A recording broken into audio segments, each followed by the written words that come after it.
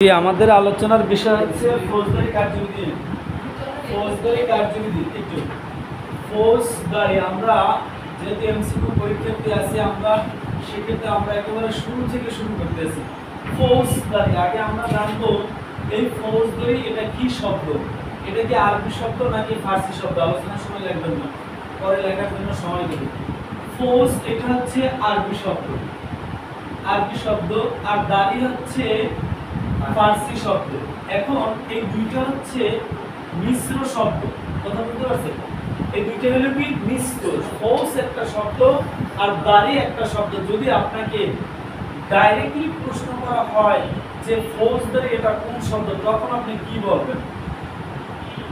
ফৌজদারি এটা কোন শব্দ? না, এখানে মিশ্র শব্দ কোনো অপশন নাই, অপশন আছে আরবি, ফার্সি, ল্যাটিন। এখন তাহলে আপনি কোনটা দিবেন? আরবি। না, ফৌজদারি হচ্ছে ফার্সি শব্দ দিয়ে টান পেয়ে যায়। যেমন এই আইনটার ভিতরে মূল আইনও আছে, আবার কি এর ভিতরে পদ্ধতিগত আইনও আছে, কিন্তু আমরা এই ফৌজদারি কার্যবিধিটাকে কি আইন বলি?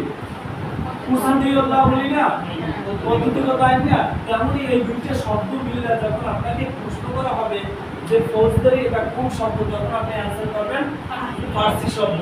যদি আলাদা আলাদা আসে না এযাবৎ, যদি আসে তাহলে মনে রাখবেন তাহলে সেটা কি ফৌজ আরবি শব্দ, দাড়ি হচ্ছে ফার্সি শব্দ। যদি আবার যদি প্রশ্ন করা হয় এই দুইটা মিললে কি শব্দ, তখন আপনারা দিবেন এটা দুইটা মিশ্র শব্দ। কিন্তু ডাইরেক্টলি ওই যে ফৌজদারি এটা খুব মানে এটা কি পদ্ধতিগত নাকি সাবস্ট্যান্টিভ ল, তাহলে এটা কি তাহলে এরকমই এই শব্দটা ফৌজদারিটা যখন ডাইরেক্ট আপনাকে প্রশ্ন করা হবে তখন আপনি অ্যানসার করবেন এটা ফার্সি শব্দ। এখন আপনারা পূর্বে বলছিলেন যে ফৌজদারি অপরাধের বিচার করা হইতো পাহাড়ের উচ্চ স্থানে বৈশা, প্রকাশ্য স্থানে বৈশা, আর দেওয়ানি বিচার করা হইতো দেওয়ানখানায় বৈশা। এখন এই ফৌজদারি কার্যবিধিটা সর্বপ্রথম ব্যবহার শুরু হয় 1793 সালে। কত সালে? 1793 সালে। এরপর আরো কাহিনী আছে, ভারতে আসতে কবে এর কাহিনী আমরা অতদূর পড়তে যাবো না, কারণ আবার যদি আপনাদেরকে পড়ে তখন থেকে কি আরো ভিতরে যাওয়া যাবে, কথা বলছেন। কিন্তু এই মুহূর্তে আমরা বেশি ভিতরে যাব না, যেটা আমাদের জন্য জরুরি। এরপর সর্বপ্রথম ব্যবহার শুরু হয়েছে 1793 সালে। এরপর ব্রিটিশ পার্লামেন্টে পাস হয় 1861 সালে। এটা পাস হওয়ার পরে এটা প্রকাশ পায় 22 মার্চ 1898। 21 মার্চ একটা আইন কার্যকর হয়ে প্রকাশ পাইছে, কি বলতে পারেন? 21 মার্চ কানেকশন যখন করবেন একটার সাথে একটা কানেকশন করে করবেন। 21 মার্চ আপনাদের একটা সমস্যা হয়, 21 মার্চ একটা আইন প্রকাশ পাইছে,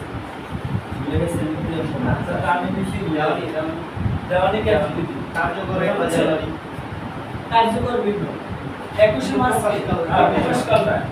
দেওয়ানি হচ্ছে 21 মার্চ আর ফৌজদারি 21 মার্চ। এরপর হয় কার্যকর হয় ফৌজদারি কার্যবিধি 1 জুলাই 1898। এই ফৌজদারি কার্যবিধির ধারা হচ্ছে 565টি। এর ভিতরে বাতিল আছে 117টি ধারা, 117টি কি বাতিল আছে। এর খণ্ড বা অংশ যদি আমরা দেখি 9টা খণ্ড আসে, কিন্তু অতগুলো আমরা যাব না।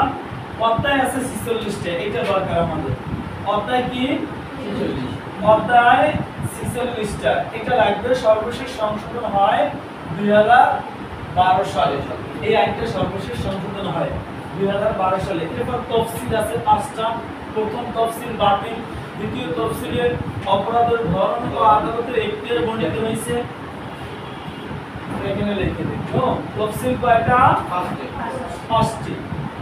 তফসিল 5টি। প্রথম তফসিল কি? বাতিল। দ্বিতীয় তফসিলে আদালতের এখতিয়ার ও অপরাধের ধরন উল্টো হয়ে গেছে, বুঝছেন? আদালতের এখতিয়ার ও অপরাধের ধরন তৃতীয় তফসিলে ম্যাজিস্ট্রেটগণের সাধারণ ক্ষমতা,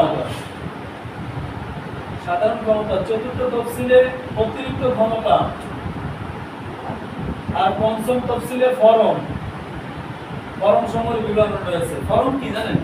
এই যে সামান্য ফরম টরম আছে না, এই সমস্ত ফরম সম্পর্কে কোথায় আলোচনা করেছে? পঞ্চম তফসিলে। তবে এই দ্বিতীয় তফসিলে 8টা কলাম আছে।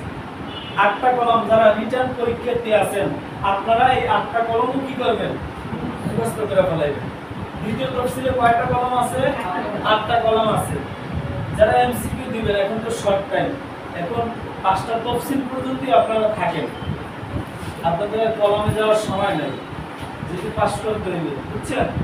এই জন্য আমরা কি করব, যারা রিটেন পরীক্ষার্থী আছি এই দ্বিতীয় তফসিলে 8টি কলাম আছে, আপনাদের শীটে আছে। দেখবেন এখানে যদি আমরা দেখি যে এই যে 8টা কলাম, প্রথম কলামে ধারা, দ্বিতীয় কলামে অপরাধের গণনা, তৃতীয় কলামে আমলযোগ্য আমল অযোগ্য অপরাধ, চতুর্থ কলামে অরেন্ট বা সমনযোগ্য, পঞ্চম কলামে জামিনযোগ্য জামিন অযোগ্য অপরাধ, ষষ্ঠ কলামে আপোষযোগ্য আপোষ অযোগ্য অপরাধ, সপ্তম কলামে শাস্তি, আর অষ্টম কলামে কোন আদালতে বিচারিত হবে। এই 8টা কলাম কি যারা রিটেন পরীক্ষার্থী আছেন আপনাদের কি এটা মুখস্থ করে ফেলাইবেন। এখন বুঝে বুঝে মুখস্থ করতে হবে। কিছু কিছু আছে কোনো কিছুই বোঝার নাই, কিন্তু আপনার মুখস্থ করতে হবে। আর যেগুলো বোঝার আছে আমি কিন্তু আপনাদের বুঝিয়ে দিতেছি, আপনারা একটু কমপ্লিট করেন। সংক্ষেপে সংক্ষেপে লিখবেন, এই যে সর্বলেখই শেষ, একেবারে সংক্ষেপে সংক্ষেপে লিখবেন।